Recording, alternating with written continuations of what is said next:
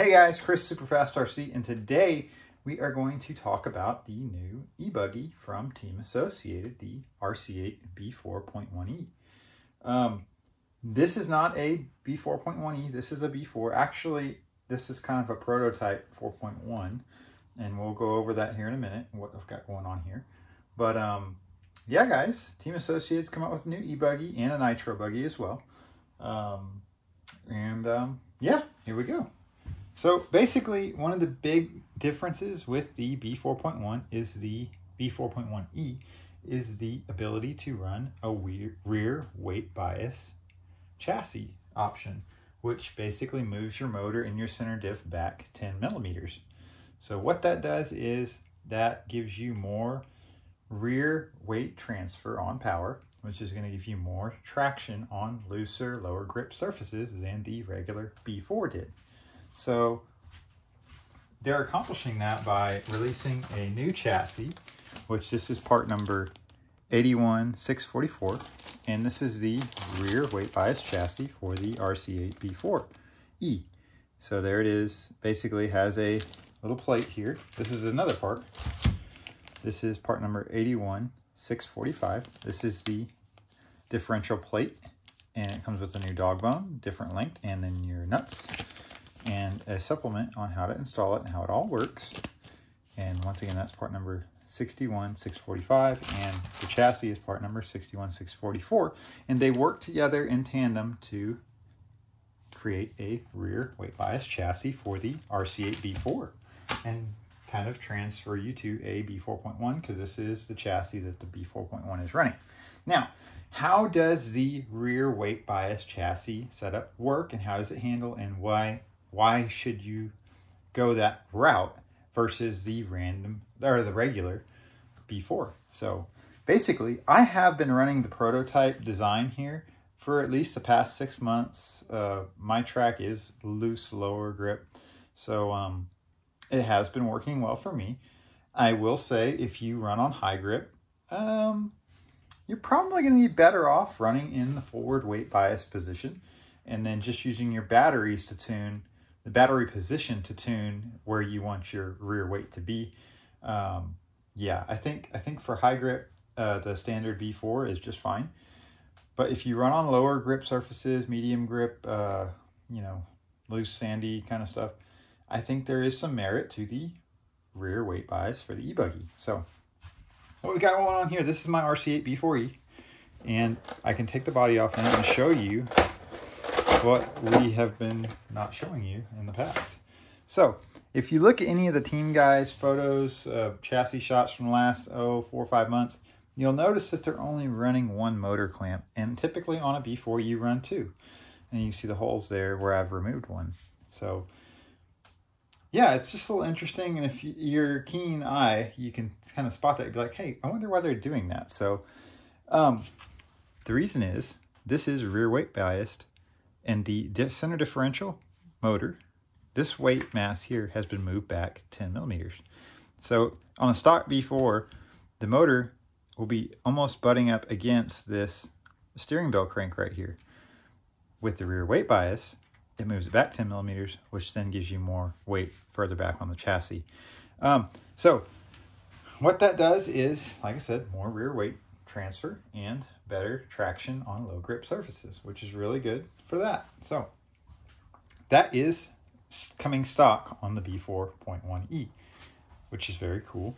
So yeah, like I said, been running this for the past couple months. This is kind of a prototype that some of the AE guys have been testing. I was sent out one, so kudos for that, and it's been helping me out.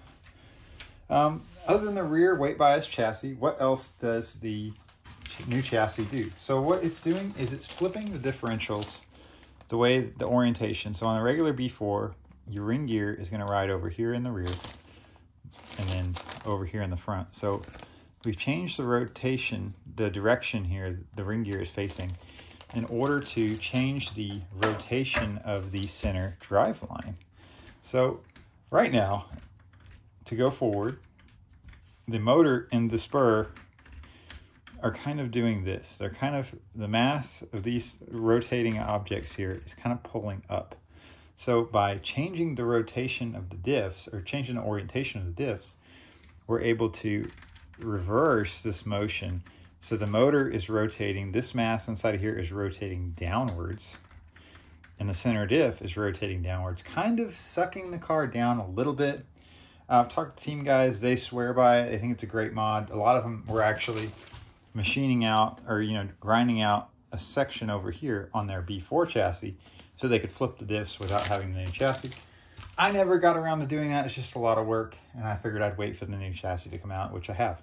So yeah, you will need to do on your controller, you will need to do a reverse motor operation setting, which you can do with your program card. It's real easy. But yeah, basically, instead of going backwards, like right now, we're going backwards, this will be forwards with the differentials being flipped. So yeah. So right now we're doing this to go forward, which, like I said, the rotational mass is kind of pushing up. And then when you flip the diffs, you're going to have to change your rotation here of your motor, and this will be forwards. So that kind of pushes the car down. At least that's my understanding of it. There might be more to it than that. I don't know. So what else do we got coming on the B4.1? We have the new soft arm material, and this is going to be denotated by a green dot, I believe, which is what I've seen. It's going to have green dot arms. Right now, this is a blue dot. This is the medium. The mediums handle great. I like the mediums. I did have some issues with them, and I did go back to hard arms. For the most part, I'm running one here because that's all the hobby shop had, and I needed it to finish the race day. So that is what it is. But yeah, the new arms are made of a softer material, and they're supposed to be more durable and give flex, which the hard arms are pretty stiff and they don't give you much flex. And that's why pretty much nobody on the B4E or B4 with hard arms is running chassis for arm plates to give it any stiffness. Now, on the mediums and on the softs, I imagine people will be running the arm plate. I have seen them run it on the mediums, but on the softs, you probably will be running carbon or G10 arm plates to kind of tune that flex a little bit if it is a lot of flex. I haven't gotten a set of arms yet. I do have it on my plan to get some, but yeah, coming with the new soft material arms. And on the rear, the arms have gotten a redesign on the B4.1. And what they redesigned is a lot of team guys were actually running a third shock position hole here. They were kind of grinding down and drilling a position for a third hole, which gives them an extra tuning option. And on the new arm, that is included. One more thing on the new arms, on the sway bar position, there's going to be kind of like a longer, like a spacer here. Anyways, these little pockets are wider, and it's got a way that you can kind of move this linkage further in towards the chassis or further out, like here. So a different rear arm design on the B4.1. Definitely, honestly, if you're doing fine with your regular arms on your B4, probably don't need to grab a new set of arms, but if you're going to do it, you have to do them all. So if you're going to do the B4.1 or upgrade your B4, you're going to want to get a whole set of soft arms. So anyways, next thing on the B4.1, B4.1E, the shock bodies are actually shorter. The shock shafts are going to be using the Truggy style shock shafts. So I think it's 33.5 and 33.5 front. I could be wrong, but I know the rear are going to be 44.5 millimeter shock shafts, length that is. And then the bodies are shorter. So what that does is it causes the towers, they're able to shorten the towers, bring them lower down, and that gives you a lower center of gravity overall, which is great because the lower your center of gravity, the less you're going to roll over, right?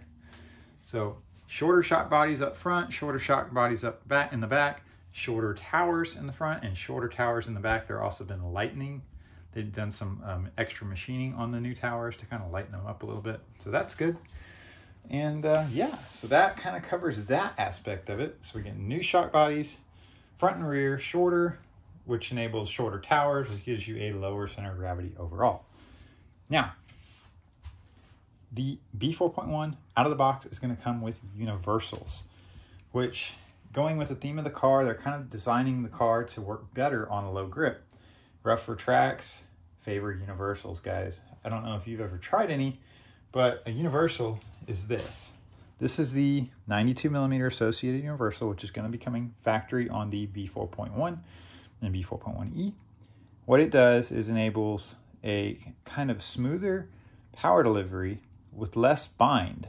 So this allows your suspension to move freer, and there's less mechanical bind in this joint, which on power lets your suspension also move a little bit freer. So if you're going through the bumps and the ruts, universals really for traction is the way to go. The CVAs that come with the kit are great. Some people love them for low grip. I think they work well, but I think the universal just has that slight edge. And obviously, since they're including them with the new kit, they think so too, associated. So another advantage of universals that I love about them, they're less maintenance, guys. So you don't have to clean them, really. You just blow them out and you just go get on with your life. Whereas with the CVAs, you gotta pop them apart, clean them out, and then re-lube them and stick them back in your kit. It's just a maintenance thing, but I like universals, so I approve of that. So that is a good move, I think, for the new car.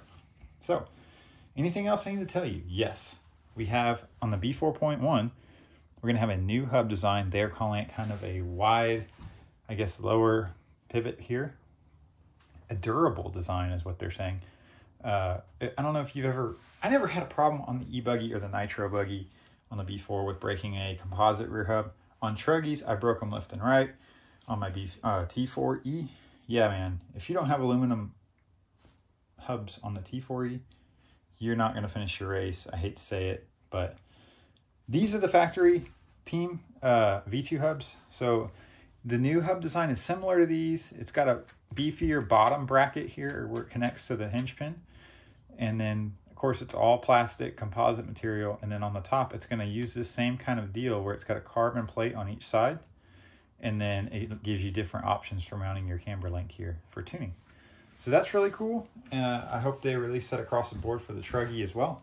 That way, yeah, you don't have to have the expensive V2 hubs. I believe these are actually discontinued. I don't think they're available anymore, which is okay if the new hubs do the job that they need to do. So anyways, anything else on the B4.1 we need to talk about? Yes. So we're going to have new, these are not stock steering arms here. They're going to have +1 steering arms, which is going to give better steering on low grip. Going with the theme again for the B4.1, it's just going to be better on low grip tracks. They did do a redesign on the front bumper, so that's going to have a new part here. Once again, better for low grip, they claim. And anything else I need to tell you? It's going to be different on the B4.1. I did see some questions on the motor mount situation here.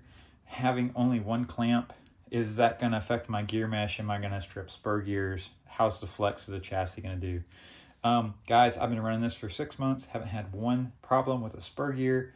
Haven't had a motor shift. It hasn't gotten loose. It's been running just fine. And all the team guys that are running this setup as well haven't had any issues either. So that's good to, you cannot worry about that. It's going to be just fine with just one clamp. I think you can run 2 clamps if you want, but guys, that's just extra weight. You can get by with just one clamp just fine. And obviously they've designed it to come out of the box like that now, so they think so as well. Anything else I need to tell you? I've told you about, there is one more thing. It's to do with the differentials. The new gear differentials, the ring gear and pinions, are going to be a different ratio. They're going to be a, and I want to make sure on this, I just want to make sure that I'm going to tell you the right, I think it's a 44 tooth ring gear. Let's just look it up here real quick. Yeah, so I've just finished up for the season, guys. I'm kind of taking my cars apart and gonna rebuild them, obviously, on the new chassis. So we're just getting to Associated's website here, and I'm gonna double check and make sure I tell you the correct information about the gears. Yes, so the ring gear is gonna be a 44 tooth ring gear, and the pinion is a 13 tooth pinion. And what that does is that's going to raise your overall gear ratio, kind of overdrive the gear ratio of the car, which in turn will make coming out of the corner on power a smoother transition. You'll get less wheel spin and a more stable out of the corner experience with those overdrive gear sets in the front and the rear. And on the inside of the differentials, they're going to be coming with, front and rear that is, with LTC gears, which is just a smaller gear, and it gives you a smoother engagement. Kind of feels more buttery than the HTC gear set, which was included with the regular B4E and B4. Yeah, so LTC front and rear, they're going to remain with the HTC in the center, which is what everybody else has been running. You want the higher torque capacity in the center differentials to deal with the torque biasing front and rear. So I'm just going to kind of glance over this little sheet here. Out of the box, we're going to have 17 millimeter out drives, front and rear. That's going to keep you from popping out a dog bone or a drive end here. As you can see, I'm already running 17 millimeters as I've been running universals. You can kind of see it there, 17. You see it, 17? That's what I'm talking about when I mean 17 millimeter out drive. So that's going to be coming stock on the B4.1, because on the B4 it came with 15s, and if you run CVAs, you'll be just fine. But if you run universals, you will pop the drive pin and drive bone end out of it. So it can cause you to pop a dog bone. So yeah, that's cool. They've also redesigned this upper mount plate here for more durability. And then they have new shock pistons if you use the factory pistons. They are 6-hole 1.4 front and 6-hole 1.5 tapered rear machine shock pistons. So they're machined out of the box. That's cool. Haven't seen that before. And then that's pretty much it, guys, with the B4.1. So there is going to be a press release coming from Associated very soon on how to convert your RC8B4.E to a B4.1. This is one of the parts you will require, and then this one, these are the two main parts. And once again, if you want to do the arms and towers and shocks, you can do that as well. But I would recommend, if you are running on lower grip, to go with the rear weight bias chassis and to run that setup, see what you think about it, and then you can always, with this new chassis, move back to front bias if you want to. So, and then at the end of the day, if you are happy with your B4 and you love the way it runs, you don't have any issues with it, do you need to buy the new B4E, the B4.1? Guys, I don't think so. The B4 is a great platform. It's a great car. It's won plenty of things, right? It's the world champion right now with Mr. Ungaro's behind his control there. So yeah, no, the B4 is still a great car. Going to be parts available. A lot of the parts are the same, if not just a little bit upgraded for the B4.1, and they will fit right on your B4. And look for that compatibility list coming from Associated soon. And yeah, guys, this has been Chris Superfast RC, just giving you a little bit of information and overview on the new B4.1. And like I said, I'll be upgrading this one. Probably going to get the new Nitro car, as I'm still running a 3.2. So just having the E-Buggy and the Nitro car being the same kind of kit is kind of helpful. You don't have to carry one type of part. You don't have to worry about not having the arms for both and stuff like that. So yeah, I'm going to get the new Nitro car. We'll see that soon. I have a reservation in for one, so that should be sweet. And yeah, guys, if you like the information, you like talking about Associated stuff, subscribe to my channel, and I'll be sure to bring you the latest news and tech tips stuff, anything that the team drivers come up with or that I see or find to make your car better and faster and get you across the finish line before your buddy. So thanks for watching, guys. Subscribe, and we'll see you in the next one. Bye-bye.